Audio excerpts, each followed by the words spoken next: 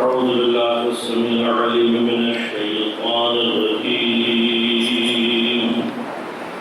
بسم الله الرحمن الرحيم الحمد لله الذي هدانا لهذا وما كنا لنهتدي لولا أن هدانا الله لقد جاءت رسل ربنا بالحق الصلاة والسلام على رسول المصدق المصطفى الأمجد المحمود الأحمد أبي القاسم محمد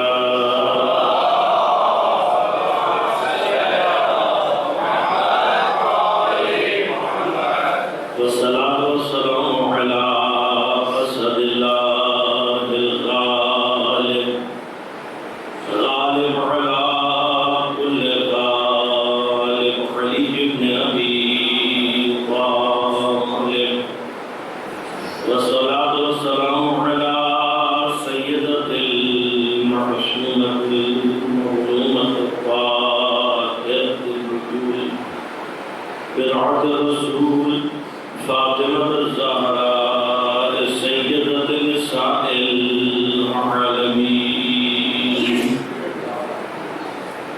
والصلاة والسلام على الحسن المجتبى والحسين المظلوم وأهل بيته الطيبين الطاهرين المعصومين المظلومين المنتصرين المنتصرين لا سيما بقية الله في الأرضين روحي وأضعف العالمين لطرح مقدمه الفداء ولعنة الله على أعدائهم أجمعين أما بعد قال الله تعالى في كتابه الكريم بسم الله الرحمن الرحيم فاسألوا أهل الذكر إن كنتم لا تعلمون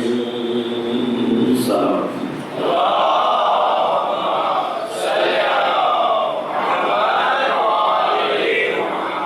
مؤمنین کرام سامنے کرام قادر آپ کی خدمت میں ذکر الہی اور اہل ذکر کے عنوان سے ہم نے گفتگو کا جو سلسلہ جاری کیا آج اس کی چوتھی گفتگو میں داخل ہو آپ کی خدمت میں عرض کیا کہ قرآن کریم کا مختصر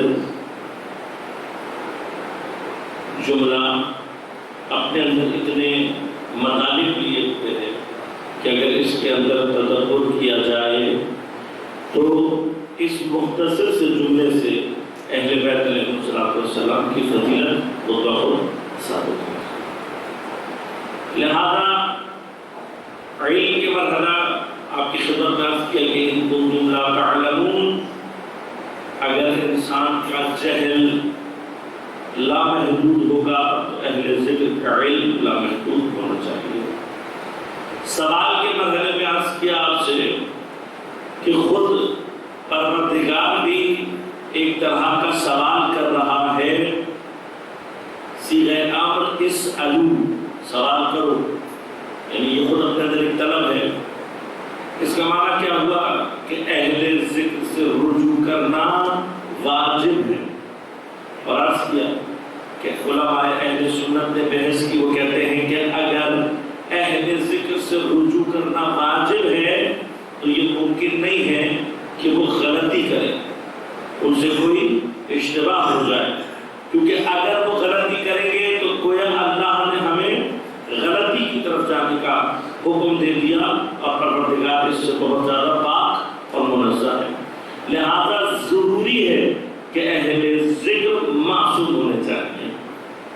اب اگر معصوم ہونے چاہیے تو مرحلہ کیا ہے؟ مرحلہ یہ ہے کہ ہم نے اہل ذکر سے سوال کرنا ہے، کس لیے؟ علم حاصل کرنے کے لیے. خود کو پہچاننے کا آخری مرحلہ کہ ہم اس بات پر بحث کریں کہ ذکر ہے کیا اور پھر اہل ذکر کسے ہونا چاہیے۔ آج چند ایک مطالب البتہ چونکہ اگر آپ جانتے ہیں بحث کو پھیلایا جاتا ہے بہت ساری جگہ سے، میں بہت مختصر کر کے تاکہ جو مطالب آپ تک پہنچانا چاہتا ہوں استدلال کے حوالے سے وہ خدمت میں ذکر کیا چیز ہے؟ راغب اصفہانی فرماتے ہیں استحضار الشیء عند العقل من بعد النسیان او من دونہ لسانا او قلبا، کسی چیز کا اپنے ذہن میں حضور اس کا پیدا کروانا، کسی چیز کو اپنے ذہن میں لے کر آنا، اپنے ذہن میں لے کر آنے کا جو پروسیس ہے یہ ایک مرتبہ آپ کسی چیز کو بھول جاتے ہیں اور پھر یاد آتی ہے، اور ایک دفعہ ضروری نہیں ہے آپ بھولے نہیں ہوتے اور آپ کے ذہن میں موجود۔ اب یہ آپ اپنی زبان سے ادا کریں یا آپ کے دل میں رہے، ہر حالت میں کیا کہلاتا ہے؟ ذکر۔ آسان ترجمہ کر دو، بڑا مشکل کیا آسان، ہمارے اور آپ کی زبان میں کسی کو یاد کرنا۔ اب یہ جو ہم یاد کرتے ہیں کسی کو، اور یاد کسی کی بھی متوقف ہوتی ہے اس کی معرفت۔ آپ صرف اس شخص کو یاد کر سکتے ہیں، اس کا ذکر کر سکتے ہیں جسے آپ پہچانتے ہو، جس شخص سے آپ کبھی ملے ہی نہ ہو، جس کو آپ کبھی پہچانتے ہی نہ ہو، کیا اسے یاد کر سکتے ہیں؟ آپ جانتے نہیں، جب نہیں جانتے تو پھر اس شخص کو یاد نہیں کیا جا سکتا۔ بس یاد کے لیے غور کیجیے گا، خود ذکر کا ابھی میں نے اصطلاحی معنوں میں نہیں اترا ہوا، لغت میں جو ذکر کے معنی ہے یعنی یاد کرنا، اسی سے مطلب آپ کی خدمت میں پیش کر رہا ہوں، غور کیجیے گا۔ ذکر کا معنی کیا ہے؟ جتنا علم اور معرفت کا لیول اوپر ہوگا اتنا بہترین یاد کا لیول، ذکر کا لیول اتنا بہترین ہوگا۔ اب اگر اہل ذکر سے اور اس ذکر سے مراد اللہ کا ذکر ہے تو جس کو اللہ کی معرفت زیادہ ہوگی وہی اللہ کا ذکر بہترین طریقے سے کر سکتا ہے۔ تو اب اگر ہم یہ تلاش کرنے نکلے کہ اللہ کو کس نے پہچانا، کون لوگ ہیں جو اللہ کو پہچانتے ہیں، تو ہمیں پیغمبر کی صرف ایک حدیث ایسی ملتی ہے، یا علی خدا کو یا تو نے پہچانا یا میں نے پہچانا۔ لہذا پیغمبر اور مولا کائنات کے علاوہ یا دیگر ائمہ اہل بیت علیہ السلام کے علاوہ کوئی ایسا نہیں ہے کہ جو خدا کو پہچاننے، خدا کی معرفت کے مرحلے میں یہ کہہ سکے کہ مجھے خدا کی معرفت حاصل ہے۔ تو اگر اللہ کی معرفت اہل بیت کو زیادہ ہے تو اہل ذکر کو ہونا چاہیے اہل بیت علیہ السلام۔ لیکن ہم تھوڑی سی بحث کو پھیلاتے ہیں کیونکہ اکثر ایک استدلالات ہیں جو لوگ کرتے ہیں کہ اس یاد سے جہاں پر مراد کیا ہے، یقیناً ذکر سے مراد اللہ کا ذکر ہے۔ جب بھی ذکر تنہائی میں استعمال ہو یا ذکر کر کے استعمال ہو تو ایک اس کا عام معنی ہے، عرفی معنی ہے، اور ایک اس کا اصطلاحی معنی ہے۔ اصطلاح میں ذکر کیا ہے یہ کلام کی خدمت میں عرض کروں گا، لیکن عرف میں مثلا کوئی آپ کسی سے پوچھے بھائی تم کیا کر رہے تھے، وہ کہ میں ذکر کر رہا تھا، تو اس ذکر سے کیا مراد ہوگی؟ اللہ کا ذکر۔ ہر جگہ جہاں پر بھی ذکر تنہائی میں استعمال ہو یا الف لام کے ساتھ ہو تو جو اس کا معنی لوگوں کے ذہن میں آتا ہے وہ کیا ہے؟ اللہ کا ذکر۔ اگر ہم اس مقام پر آیت میں اہل الذکر سے جو مراد ہے اس سے ذکر سے مراد کیا ہے؟ اللہ کا ذکر۔ تو پہلا مرحلہ تو یہ ہے کہ اللہ کے ذکر کو ہم پہلے سمجھیں کہ اللہ کا ذکر ہوگا کیا۔ ایک عام غلطی جو ہمارے ذہن میں ہے وہ یہ ہے کہ کوئی خاص اللہ کا نام یا قرآن کی کوئی خاص آیت اس کو لے کر پڑھتے رہنا یہ ذکر ہے۔ یہ ذکر کی ایک قسم ہے۔ ذکر کیا ہے؟ اللہ کی یاد، اور ہر وہ کام جو آپ اللہ کے لیے انجام دیں دیں گے خود بخود ذکر الہی میں شامل ہو جاتا ہے۔ لہذا نماز اللہ کے ذکر میں شامل، روزہ تمام عبادات اللہ کے ذکر میں شامل۔ اس کے بعد ہر وہ کام جو آپ اللہ کے لیے کر رہے ہیں خود بخود ذکر میں شامل ہوتا چلتا ہے۔ لہذا جب ہم کہتے ہیں کہ انسان ہر وقت یاد خدا میں رہے تو بعض لوگ تھوڑا سا کنفیوز ہو جاتے ہیں، وہ سمجھتے ہیں کہ ہر وقت اللہ کے ذکر کا معنی کیا ہے کہ میرے ہاتھ میں جو ہے وہ تسبیح ہو اور میں ہر وقت یا اللہ یا اللہ یا اللہ کرتا رہوں گا، یا اللہ کے کسی نام کا میں ورد کرتا رہوں گا۔ تو یہ ورد کرنا یہ کیا کہلائے گا؟ ذکر الہی۔ یہ جو ذکر ہے جو ہم زبان سے کرتے ہیں یہ ذکر لسانی زبانی ذکر کی ایک قسم ہے۔ آپ اپنے دل میں بھی کر سکتے ہیں اور اپنے عمل سے بھی ذکر انجام دے سکتے ہیں۔ اب عمل میں ذکر کیا ہے؟ میں نے عرض کر دیا، ہر وہ کام جو آپ اللہ کی خاطر کر رہے ہوں گے خود بخود ذکر بن جائے گا۔ اب اگر میں اس کی تفصیل میں جاؤں، تفصیل بہت زیادہ ہے لیکن چند ایک اشارے کر دوں تاکہ بات آپ تک پہنچ جائے۔ ہر کام جو انسان اللہ کی رضا کی خاطر انجام دے ذکر بن جاتا ہے۔ اب اگر میں حتی اپنے بیوی بچوں کے ساتھ بیٹھوں، انہیں وقت دوں، کس کی خاطر؟ اللہ کی خاطر، میرا یہ عمل کیا بن جائے گا؟ ذکر الہی بن جائے گا۔ میں اپنے ہی بچے کو پیار کر رہا ہوں، دوسرے کے بچے نہیں، اپنے ذاتی بچہ، اپنے بچے کو پیار کر رہا ہوں، لیکن میری نیت کیا ہے؟ میری نیت یہ ہے کہ چونکہ خدا نے مجھے اولاد کے ساتھ اچھا سلوک کرنے کا حکم دیا ہے، اس کی اچھی تربیت کرنے کا حکم دیا ہے، میرا اپنے بچے کو پیار کرنا کیا بن جائے گا؟ مومنین سے ملاقات، آپ اپنے دوست سے ملنے جا رہے ہیں، مومن ہیں لیکن اللہ کی رضا کے لیے ملنے جا رہے ہیں، ذکر بن جائے۔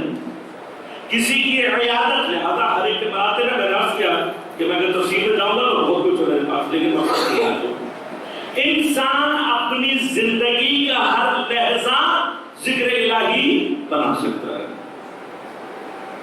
لیکن اس سارے پروسیس کو طے کرنے کے لیے مراحل ہیں جن سے گزرنا پڑتا ہے۔ وہ مراحل بعض کے قسم سخت بھی ہوں گے، لیکن جیسے جیسے انسان کے اندر ذکر الہی کا مرحلہ بلند ہوتا چلا جاتا ہے، اسی اعتبار سے ذکر الہی کے آثار بھی انسان کے اوپر مرتب ہونا شروع ہو جاتا ہے۔ دو باتیں ابھی ابتدا میں کر لوں تاکہ ایک آپ کا ذہن بن جائے کہ جو میں بات آپ تک پہنچانا چاہتا ہوں کہ ذکر کے حوالے سے یاد رکھیے گا دو اہم۔ ایک یہ کہ ہم لوگ بعض اوقات یہ سوچتے ہیں کہ ہم فلاں ذکر کر رہے ہیں، یہ ذکر جو ہے اس کا اثر نہیں ہو رہا۔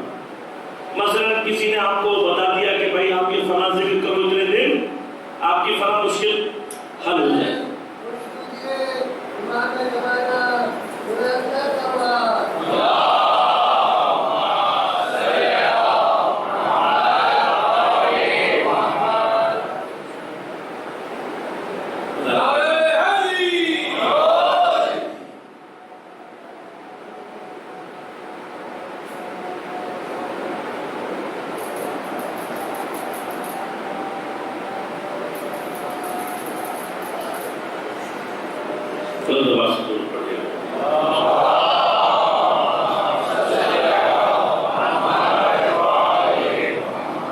ایک بس مشکل کیا ہوتی ہے، ہمیں کسی نے کوئی بند بتایا یا کوئی دعا بتائی اور ہم نے پڑھی اور وہ اثر نہیں کیا۔ جس چیز سے ہم غافل ہوتے ہیں وہ کیا ہوتی ہے کہ بہت ساری چیزیں ذکر کے اثر سے مانے ہوتی ہیں۔ یعنی اگر ہم چاہتے ہیں کہ ذکر اثر کرے تو ذکر کے اثر کے لیے اس کے جو معنی چیزیں ہوتی ہیں، اس کی راہ میں رکاوٹ جو ہوتی ہے، ان کو بھی اٹھانا ضروری ہوتا ہے۔ دوسری چیز یاد رکھیے گا، دو ذکر ایسے ہیں کہ جن کے بارے میں علماء یہ فرماتے ہیں کہ یہ کوئی بھی کبھی بھی کر سکتا ہے، اس کو مسئلہ نہیں، جتنا مرضی پڑھیں، جیسے مرضی پڑھیں۔ ایک استغفار اور دوسرا محمد آل محمد علیہ السلام پر درود۔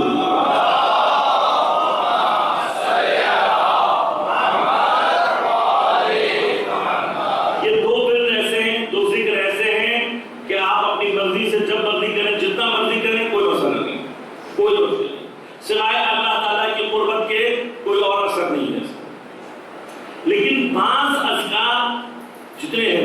یہ بات، وہ جب تک کسی اہل یا استاد سے آپ کو نہ ملے اس کو شروع نہ اپنی مرضی سے رہنا. کیوں؟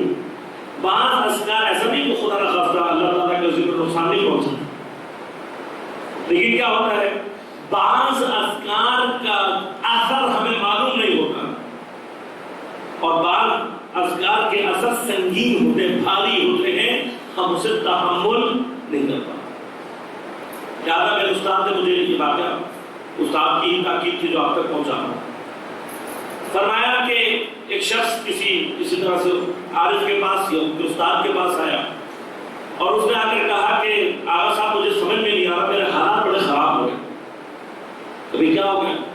کہا ایک ایک کر کے میرے سارے دوست رشتہ دار سب مجھ سے دور ہوتے جا رہے ہیں، میں اکیلا ہوں. اب وہ جو استاد تھے انہوں نے اس سے بہت سارے سوال کیے، ہر وہ وجہ جو ان کے ذہن میں ہو سکتی تھی انہوں نے پوچھ لی، تو پتہ لگا نہ گناہ کرتا ہے، نہ کوئی اور اس طرح کا عمل انجام دے رہا ہے، کچھ بھی نہیں. تو کہنے لگے وہ استاد بھی تھوڑا پریشان ہو، یہ کیا بات ہے. پھر انہوں نے پوچھا اچانک کہ یہ بتاؤ تم نے کوئی ورد اپنی مرضی سے شروع تو نہیں کیا؟ تو وہ سوچ کر کہنے لگا کہ ہاں میں نے سورہ مبارکہ توحید قل هو اللہ کچھ عرصے سے میرے ذہن میں آیا اور میں نے شروع کر دیا اور میں روزانہ اتنی مرتبہ پڑھتا ہوں. تو مسکرا کر کہنے لگے کہ سورہ مبارکہ توحید کے اس عمل کا اثر یہ ہے کہ اللہ اس کے ذاکر کو اپنے لیے دوسروں سے اکیلا کر دیتا ہے. اپنے لیے کرتا ہے لیکن کیا کرتا ہے؟ دوسروں سے اکیلا کر دیتا ہے. اب یہ اثر کہ ہم دوسروں سے اکیلے اور جدا ہو جائیں، یہ بات ہمارے لیے قابل تحمل نہیں ہوتا، لیکن ہو کس کے لیے رہا ہوتا ہے؟ اللہ کے لیے. اب اگر کوئی ان مراتب کو طے کر کے اس منزل پر پہنچے ہیں کہ جہاں پر وہ خدا کے علاوہ کسی سے کوئی رابطہ رکھنا ہی نہ چاہے، تو لہذا امام سجاد علیہ السلام فرماتے ہیں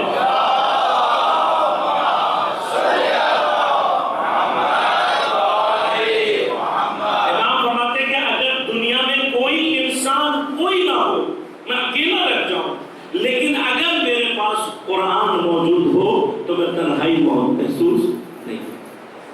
اور اسی سے ملتے جلتے بہت سارے آئمہ کے اقوال موجود ہیں کہ پروردگار جس نے تجھے پا لیا اس نے کچھ نہیں کھویا، اور جسے تو نہیں ملا اس نے کچھ نہیں پایا. لہذا یہ منزل جب انسان درجہ بدرجہ پہنچے تو مسئلہ نہیں ہوتا، لیکن اگر تربیت نہ ہو تو پھر اس کے لیے یہ چیزیں مشکل ہو جاتی ہیں. اب ذکر اپنے مراتب کو طے کرتا ہے، اور مراتب کے اعتبار سے یہ ذکر کے آخر بھی. لہذا علماء فرماتے ہیں، اب ذکر کی جو میں نے تعریف کی وہ ذہن میں رکھیے گا، ذکر صرف کسی ایک خاص نام کا ذکر نہیں، ذکر سے مراد اللہ کی یاد. لیکن فرمایا کہ سب سے جو کم ترین درجہ ہے، سب سے ادنا درجہ ذکر کا، وہ یہ ہے کہ انسان اللہ کو یاد کرے تو صحیح زبان سے، لیکن اس کا دل متوجہ نہ ہو. اب یہ خود جیسے گناہگاروں کا حال ہے. یہاں ہم نے نماز شروع کی اور وہاں یادداشت کی کھڑکی کھل گئی. ہر دنیا کی بھولی ہوئی بات نماز میں بات کو کہتے ہیں کہ کچھ یاد کرنا ہو تو 2 رکعت نماز پڑھ لو. جیسے نماز شروع کرو گے ساری بھولی بھٹکی جتنی باتیں ہیں وہ یاد آنا شروع ہو جاتی. کب نماز ختم ہوئی، کیا پڑھا، کچھ پتہ.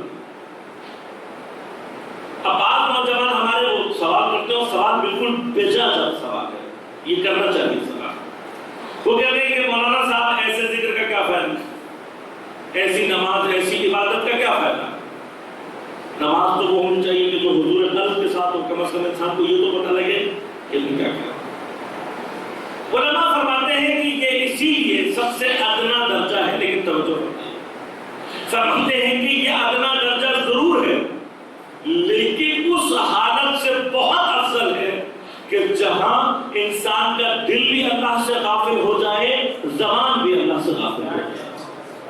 یعنی انسان کاملاً اللہ کی یاد سے غافل ہو جائے. یہ انسان کے اوپر تباہی کی حالت ہے، بدبختی کی حالت ہے. کہ بالکل ہی اللہ کی یاد سے غافل ہو. اتنی غفلت سے وہ جو زبان کا لگلگا ہی صحیح ہے، زبان پہ کچھ دیر اللہ کا نام آنا ہے، یہ بھی بہت بہتر ہے. لیکن عزیزان یہ یاد رکھیے گا کہ مراتب جو طے کرنے ہوتے ہیں انسان نے، وہ آہستہ آہستہ ہوتے ہیں. میں آپ کو ایک مثال دیتا ہوں تاکہ بات آپ تک پہنچ جائے. یہ تو ہم چاہتے ہیں کہ ہم آیت اللہ بہجت جیسی نماز پڑھیں، آیت اللہ سیستانی رحمت جیسی نماز پڑھیں کہ جس میں انسان اللہ کے قریب ہو جاتا ہے. تو یاد رکھیے گا کہ یہ مقام ناممکن نہیں ہے، لیکن تربیت کے ذریعے سے حاصل ہوتے ہیں. اب آپ ایک مثال تھوڑی سی لیں جسمانی تربیت کی. جسمانی تربیت میں کیا ہوتا ہے؟ جیسے جسمانی تربیت میں ہے آہستہ آہستہ آپ درجہ بدرجہ اوپر آئیں گے. اس سے زیادہ ضرورت روحانی تربیت کی ہوتی ہے. بغیر روحانی تربیت کے اس مقام کو حاصل کرنا ناممکن ہے.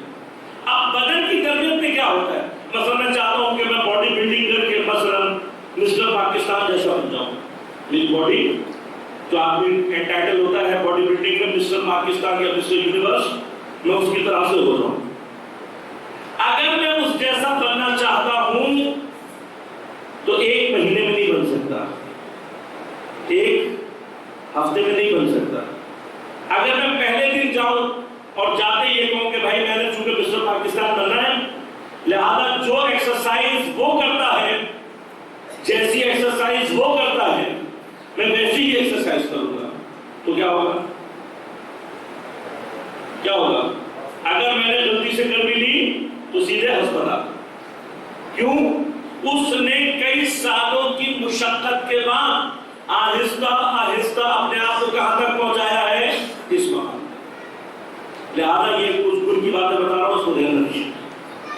آپ کسی بھی قسم کا کوئی اسپورٹ اگر سیکھنے جائیں گے، اگر آپ کا مربی اچھا ہوگا تو وہ کم از کم 1 سال آپ کو صرف یہ چیک کرے گا کہ یہ سنجیدہ ہے یا نہیں. اگر 1 سال تک آپ بلا ناغہ گئے اور مسلسل بارش گرمی سردی سب میں جاتے رہے، تب اسے یقین ہو جائے گا کہ یہ واقعہ دل سے آیا ہے، یہ سیکھنا چاہتا ہے، پھر وہاں پر وقت لگائے گا. اب مجھے بتائیے کہ ایک عام مربی تربیت بدنی دینے کے لیے اتنا اہتمام کرتا ہے تو خدا مجھے بغیر چیک کیے ایک ہی رات میں میراث کرا دے گا؟ ممکن نہیں، کبھی بھی نہیں. اس کا حق ہے کہ وہ مجھے چیک کرے. لہذا یاد رکھیے گا، اور اس کو میں خاص طور پر سے نوجوان ساتھیوں کی لفظ کرتا ہوں. اساتید کیا کہتے ہیں؟ اساتید فرماتے ہیں اگر خدا کی طرف سفر کرنا چاہتے ہو، سیر اللہ، اپنے مراتب کو اللہ کی طرف لے جانا چاہتے ہو اپنے آپ کو، ابتدا کیا ہے؟ ترک معصیت. سب سے پہلے اپنے اندر جو کمال پیدا کرنا ہے وہ کیا ہے؟ معصیت کو ترک کرو. کثرت عبادت سے اللہ کا قرب حاصل نہیں ہوتا. جو چیز اللہ کے قرب کا باعث بنتی ہے اس کی بنیاد کیا ہے؟ ترک معصیت. لہذا ہم کیا غلطی کرتے ہیں؟ ہم غلطی کرتے ہیں کہ بغیر ترک معصیت کی منزل کو حاصل کیے عبادت زیادہ کرنے کی کوشش کرتے ہیں. نتیجہ کیا نکلتا ہے؟ بعض معصیتیں ایسی ہیں کہ جو ساری عبادت کو ضائع کر دیتی ہیں. لہذا امام جعفر صادق علیہ السلام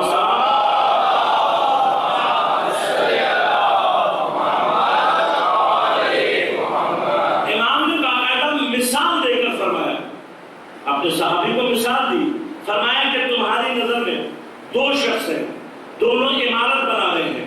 ایک آدمی تیزی سے عمارت بناتا ہے لیکن اس کی حفاظت نہیں کرتا، دوسرا آہستہ سے عمارت بنا رہا ہے، سلو ہے، لیکن اپنی عمارت کی حفاظت کرتا ہے.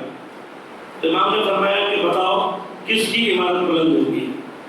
اس نے کہا مولا یقیناً جو اپنی عمارت کی حفاظت کر رہا ہے اس کی عمارت تو حتماً بلند ہو جائے گی، لیکن جو تیزی سے بنا رہا ہے لیکن حفاظت نہیں کر رہا، این ممکن ہے کہ اس کی عمارت سرے سے بلند ہی نہ ہو پائے.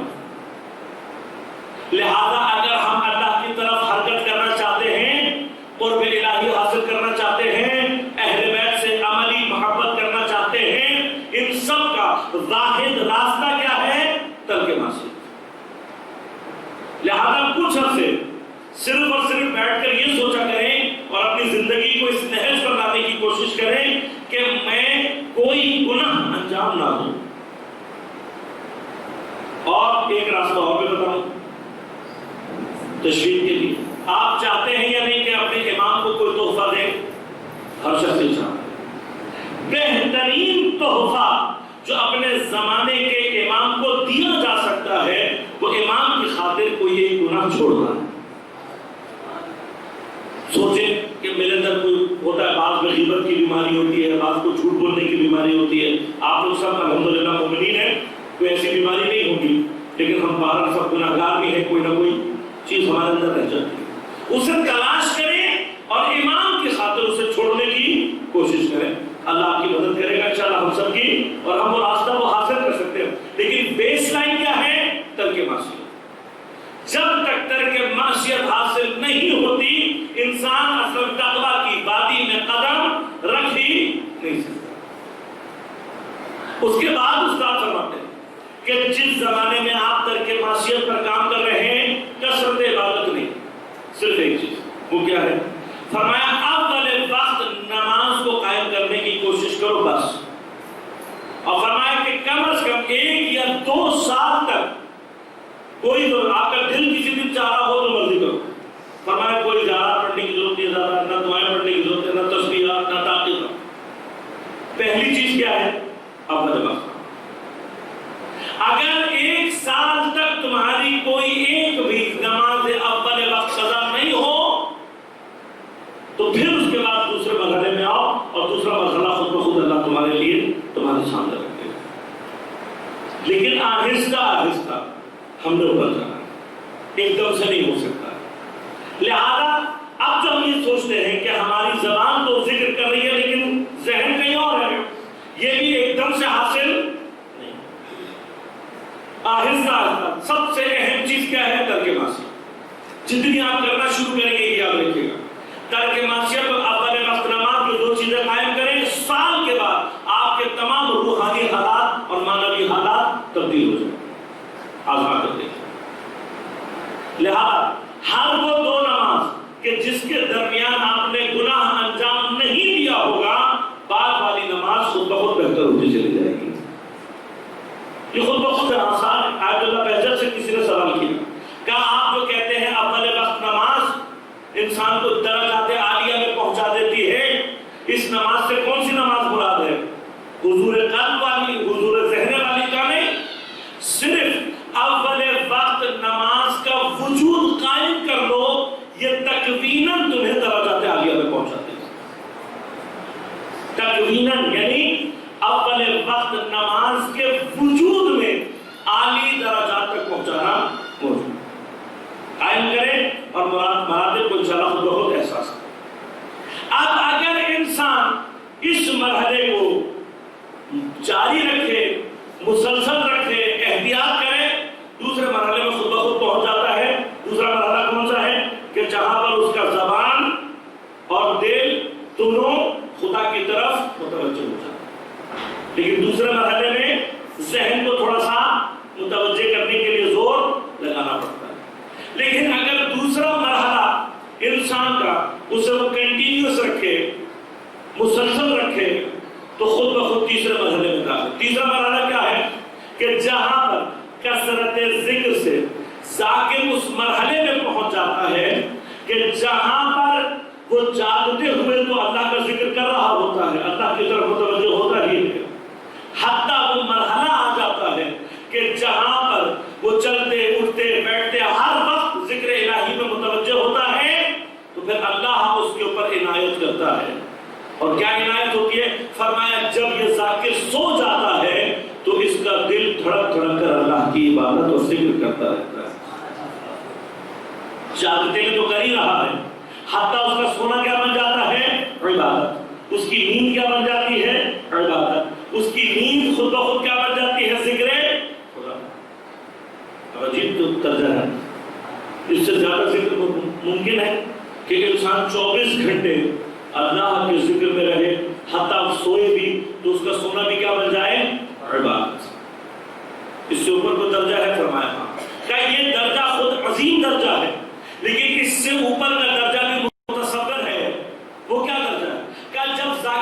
اس مرحلے پر پہنچ کر بھی اللہ کے ذکر میں خلوص کو بڑھاتا ہے تو اللہ اور درجات عطا کرتا ہے۔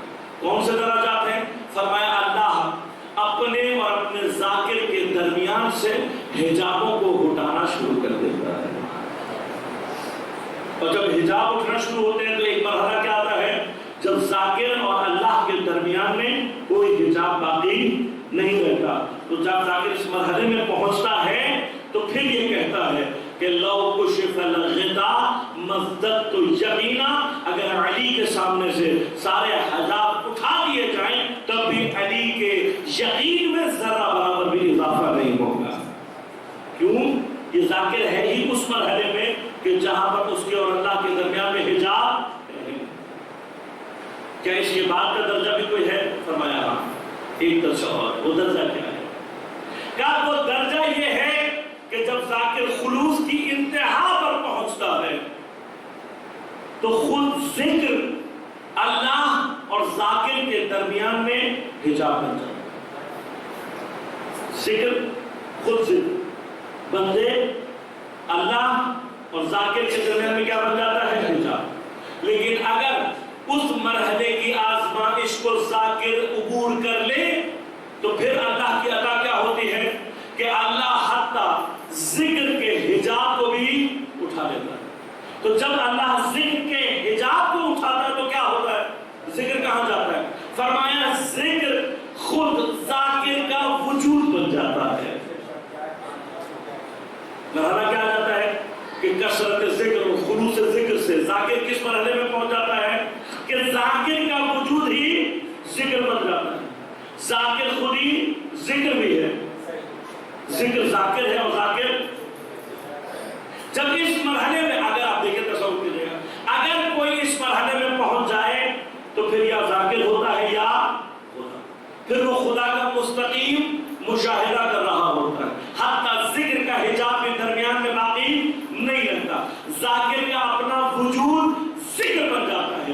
جب ذاکر کا وجود ذکر بن جائے تو پھر کیا ہوتا ہے؟ اس کا چہرہ دیکھنا عبادت بن جاتا ہے، اس کا ہاتھ اللہ کا ہاتھ بن جاتا ہے، اس کی آنکھ اللہ کی آنکھ کہلانے لگتی ہے، اس کا لہجہ اللہ کا لہجہ بن جاتا ہے، حتی ذکر ذاکر کا ہوتا ہے۔ اللہ تعالیٰ فرماتا ہے میرا ذکر ہو رہا ہے۔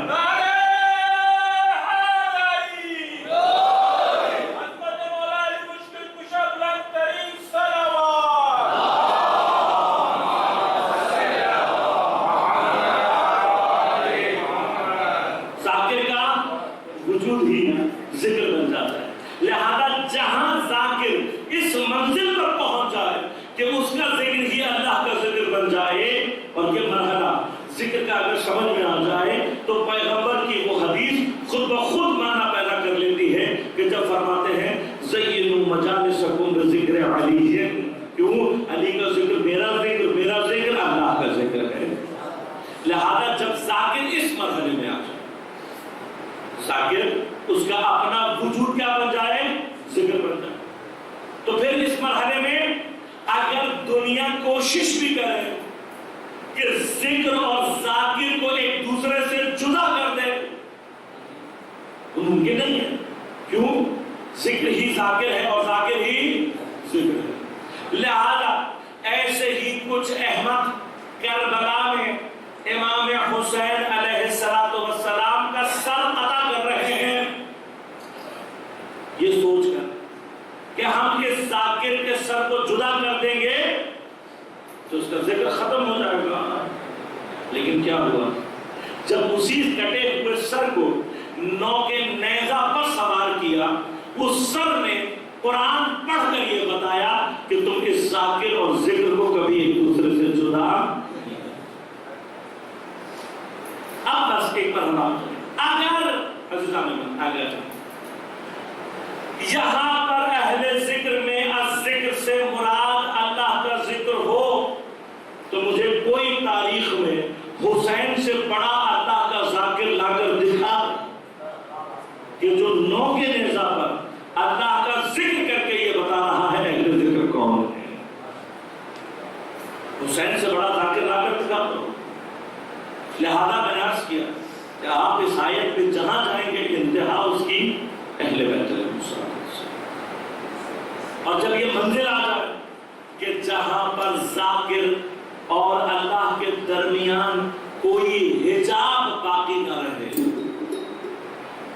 کیا ہوتا ہے؟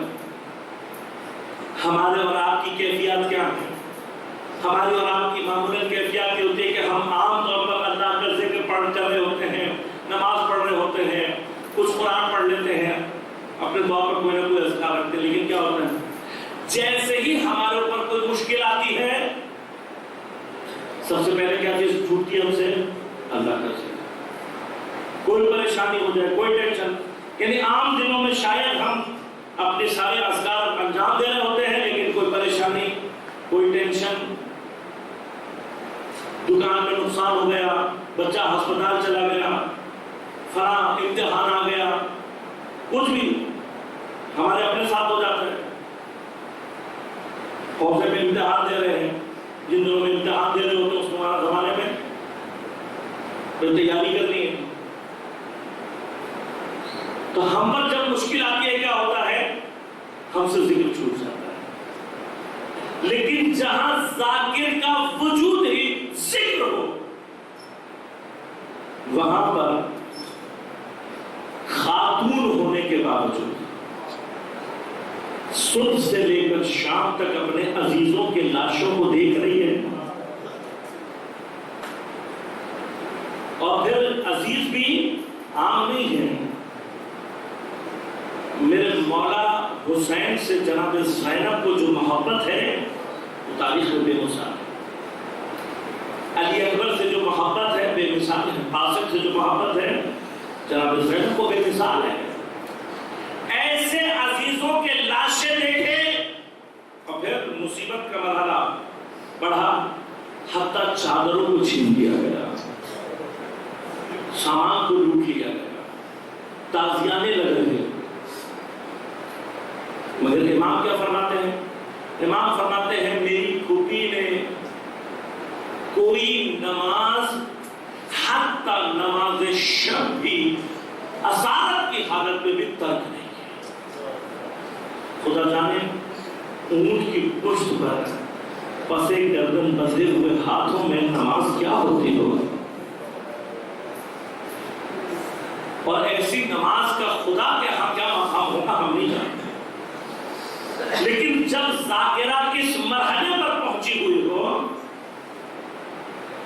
تو کسی بھی حال میں خدا کے ذکر سے غافل نہیں ہوتے۔ اور عجیب بات ہے، ابن زیاد اپنے دربار میں بلا کر، دربار سجا ہوا ہے، رؤسا بیٹھے ہوئے ہیں، اور یہ جو کوفے والے ہیں یہ جناب زینب کو جانتے ہیں،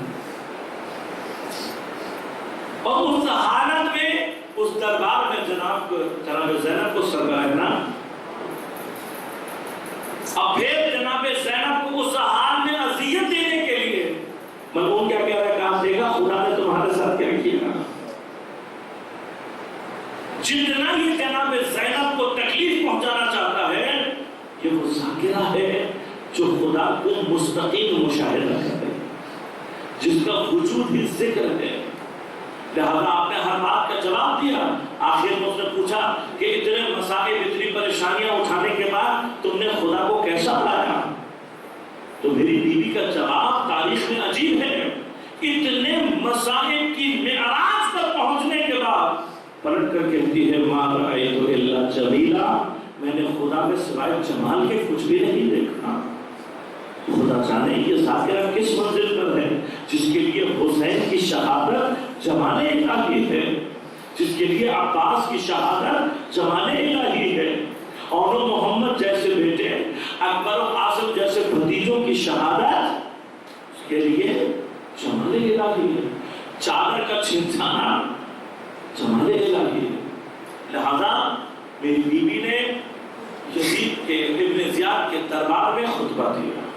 بس جس وقت میری بیوی خطبہ دے رہی ہے اس وقت وہاں پر موجود افراد میں ایک شخص ہے جو علی علیہ السلام کا صحابی ہے، اور اس کا نام ہے عبداللہ ابن عفیف ازدی، قبیلہ بنی ازد کا ہے۔ اور جب میری بیوی نے کلام کرنا شروع کیا تو عبداللہ وہ ہے کہ جس کی ایک آنکھ جبل میں ضائع ہو گئی، دوسری صفی۔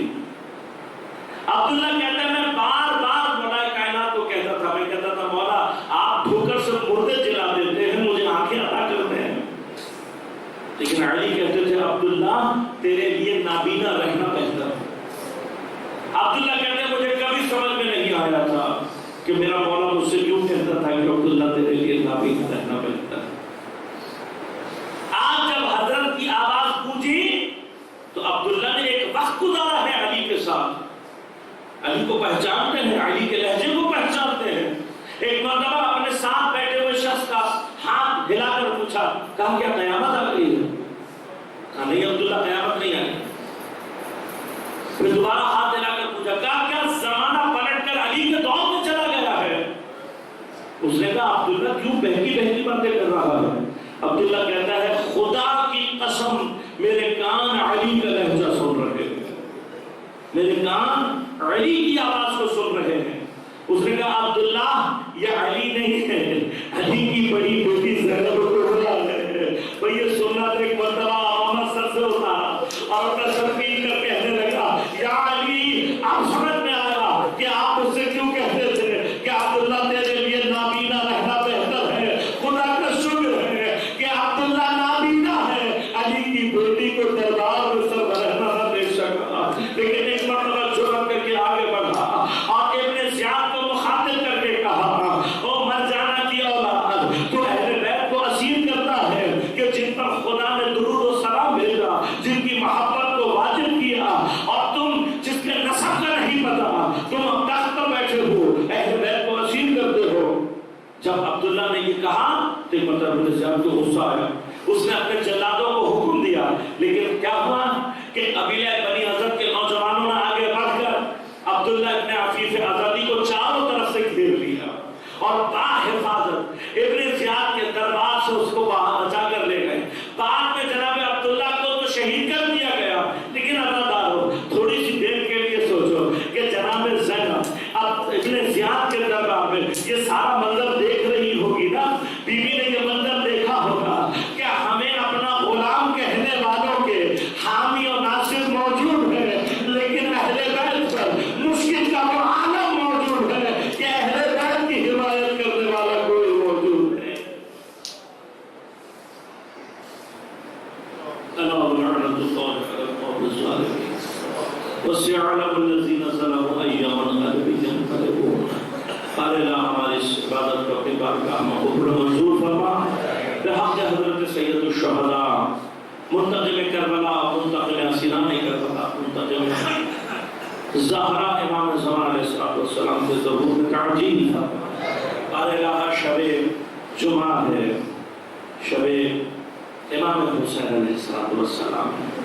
قال اللہ تجھے حسین کی اصیل بہن کا واسطہ ہے، ہمارے جتنے مرحومین خصوصاً حاضرین کے جتنے مرحومین ہیں سب کو اللہ مغفرت فرما اور جناب سید الشہداء میں جگہ عنایت فرما۔ قال اللہ تجھے جناب زینب کی اسیری کا واسطہ ہے، عزاداران سید الشہداء اور عزاداری سید الشہداء کی حفاظت فرما، جتنے ہمارے عزادار پریشان حال ان کی پریشانیوں کو دور فرما، مشکلات کو آسان فرما، بیماروں کو صحت کامل عاجل عنایت فرما، خصوصاً جن بیماروں کے لیے کہا گیا، سوز خان امتیاز عباس بیمار ہیں اور دیگر جو بیمار ہیں ان سب کے لیے دعا کریں گے پروردگار کو شفا کامل عاجل عنایت فرما۔ قال اللہ تجھے جناب زینب کی اسیری کا واسطہ ہے، ہماری ملت کے بے گناہ اسیروں کو جلد از جلد رہائی عنایت فرما، بالخصوص شیخ ابراہیم ترزاکی اور ان کی اہلیہ کو جلد از جلد رہائی عنایت فرما۔ تجھے جناب زینب کی اسیری کا واسطہ ہے، قال اللہ جہاں جہاں پر بھی دنیا میں دشمنان دین، دشمنان عزاداری، دشمنان اہل بیت، دشمنان پاکستان موجود ہوں پولیس و نابود فرما۔ تجھے حضرت زینب کی اسیری کا واسطہ ہے، جہاں جہاں مؤمنین باطل سے بسر پیغام ہیں، بحرین میں، یمن میں، عراق میں، شام میں، سعودی عرب میں، لبنان میں، نائجیریا میں، ان سب کو نصرت و کامیابی عنایت فرما۔ فلسطین میں، میانمار، کشمیر کے مؤمنین کو نصرت و کامیابی عنایت فرما۔ قال اللہ بحق حضرت زینب سلام اللہ علیہ تمام علماء مراجع صاحب کی حفاظت فرما، بالخصوص آیت اللہ سیستانی رہبر معظم انقلاب اسلامی کی حفاظت فرما، حزب اللہ کی رہبریت، انصار اللہ کی رہبریت، حشد شعبی اور اس کی رہبریت کی حفاظت فرما۔ قال اللہ تجھے واسطہ ہے جناب زینب کبریٰ کا، ہم سب کو امام زمان علیہ السلام کے اعوان و انصار میں شمار ہونے کی توفیق عنایت فرما۔ ربنا تقبل منا انک انت السمیع